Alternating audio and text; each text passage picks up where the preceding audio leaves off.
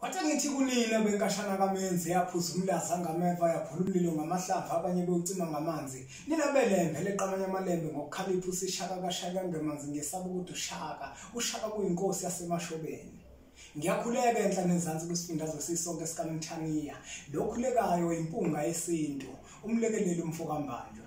Namuhla ngifisa ukuthi ngikusikele kwesinye sezihloko esinonile kwincwadi yethu esihloko sithi amava ahlabahlosile. Ngikhuluma ngesihloko esithi ukufakwa komlanjwana esibongweni sakomalume. Abantu abaningi ngiyazi ukuthi lento izobadida ukuthi umlanjwana ufakwa kanjani esibongweni sakomalume. Ngizokwenzela isibonelo.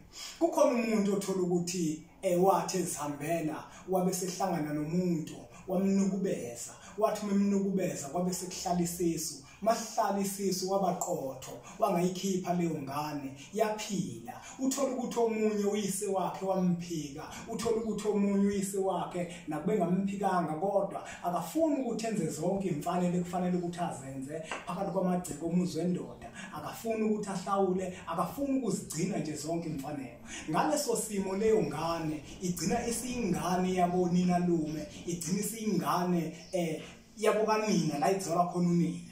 Kwenziwa njani ngaphansi kwaleso simo? Yingakho ngithe ake ngithatha ipeni ngilobe ngisho ukuthi sithini isintu ngengane esuke ilahle uyise wayo engayihlawulanga engayenzelanga lutho. Leyo ngane nayo ngesizathu sokuthi awukho umgodi okulahla umuntu, nayo leyo ngane iyafakwa esibongweni sabonina lume, ibikwe ethongweni labonina lume bese ibe nesisekelo.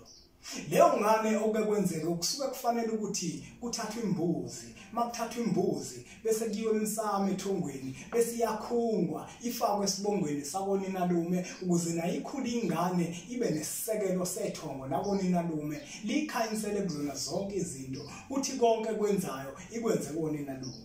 Angageqa amagula ngoba ngemuki. Uma ufuna ukwazi kabanzi uyozitholela incwadi esihloko sithi amava ahlabahlosile.